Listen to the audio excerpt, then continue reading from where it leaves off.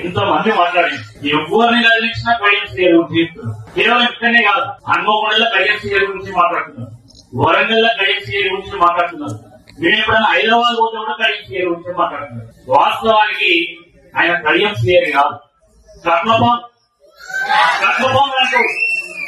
కట్లపాం లాగా నమ్మిన పార్టీని కాటేసి విషం నింపినటువంటి నాయకుడు కడియం సీఆర్ గారు.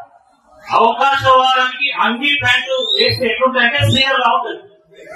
అంత దారుణమైనటువంటి అవకాశవాదం. నిజంగా నువ్వు పార్టీని వీడిపోవాలంటే ముందే పోవచ్చు, కానీ టికెట్ తీసుకొని మొత్తం ప్రచారం అయిన తర్వాత పార్టీని చావు దెబ్బ కొట్టాలని చెప్పి వారు కూడా జరిగింది. సీఆర్ గారు ఉపాధ్యాయులుగా వారి జీవితాన్ని ప్రారంభించారు. ఉపాధ్యాయుడిగా సమాజానికి ఒక ఉదాహరణ ఇవ్వాలి, సమాజానికి ఒక సందేశం ఇవ్వాలి. కానీ నమ్మిన పార్టీని మోసం చేయమని ఒక ఉదాహరణ చెప్పిండు.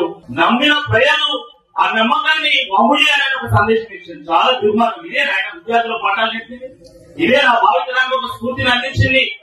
ఈ పౌరుషాల గడ్డ ఓరుగల్లు మీద పుట్టి ఈ రోజు మన ఓరుగల్లు పరువు తీసినటువంటి నాయకుడు సీఆర్ గారు. త్యాగాల గడ్డ ఓరుగల్లు మీద పోరాలు అనుభవించి పార్టీని మోసం చేసినటువంటి నాయకుడు సీఆర్ గారు. కాబట్టి నిజంగా ఆయన నిజాయితీ ఉంటే, ఎందుకంటే ఆయన ప్రతిసారి నేను నిప్పు నిజాయితీ తొక్క తూటకూర అని చెప్పేసి గొప్ప గొప్ప లెక్కలు వస్తా ఉంటాడు.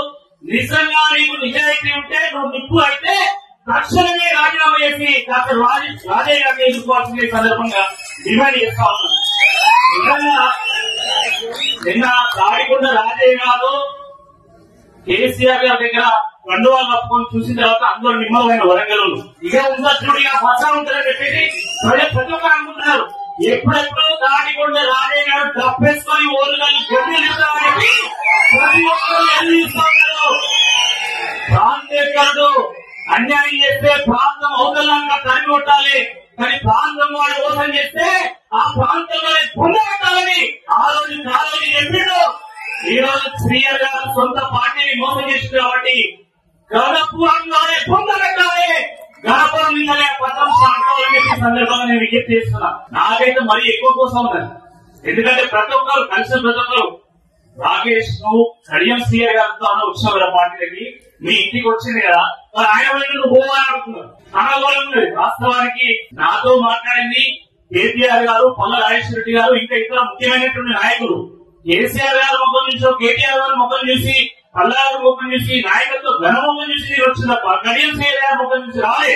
కాబట్టి మిత్రులారా మనం చూస్తా ఉన్నాం, ఆయన ఏ పార్టీ నుంచిలో ఆ పార్టీ దగ్గరికి వెళ్లి పోటీ చేస్తా ఉన్నాడు. 6 గ్యారంటీల పేరు మీద రాష్ట్రంలో ప్రభుత్వం ఏర్పాటు చేసినటువంటి కాంగ్రెస్ పార్టీ ఈరోజు పార్లమెంట్ ఎన్నికల్లో గెలిచినటువంటి గ్యారంటీ లేదు. నిన్న పాలమూరు సభలో రేవంత్ రెడ్డి గారు మాట్లాడుతూ కాంగ్రెస్ పార్టీ ఎందుకు ఓడగొడతారు గంట సేపు కొన్ని అసలు పావు గంట సేపు కాంగ్రెస్ పార్టీ ఎందుకు ఓడగొడతారు అని మాట్లాడారు. కాంగ్రెస్ పార్టీని ఎందుకు ఓడగొడతారంటే అక్కడ ప్రాజెక్టుల గేట్లు తెరిచి నీళ్ళని సముద్రంలో కలిసేలా చేసేందుకు కరువు తెచ్చినందుకు కాంగ్రెస్ పార్టీని ఓడగొడతారు.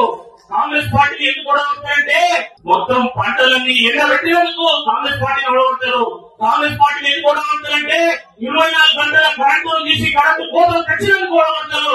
కాంగ్రెస్ పార్టీని ఎందుకు ఓడగొడతారంటే 420 హామీలు ఇచ్చి తెలంగాణ ప్రజలను మోసం చేసినందుకు ఓడగొడతారు. కాబట్టి తప్పకుండా ఓటమి గాయం. నిన్న ఆయన ముఖంలో కనబడ్డది. ఇప్పటికే మహబూబ్నగర్ ఇన్ఛార్జ్ నుండి అమలు వదులుకున్నాడు. ఇప్పుడు ఖచ్చితంగా ఓటమి పై కనబడతామని ఇంతకుముందు కూడా పెద్దలు ఒకరు చెప్పారు. సర్వేలు వస్తున్నాయి. గత వారం 10 రోజుల నుంచి కాంగ్రెస్ పార్టీ తగ్గుతున్నది, టీఆర్ఎస్ పార్టీ పెరుగుతుందని చెప్పేసి సర్వేలు చెప్తా ఉన్నాయి.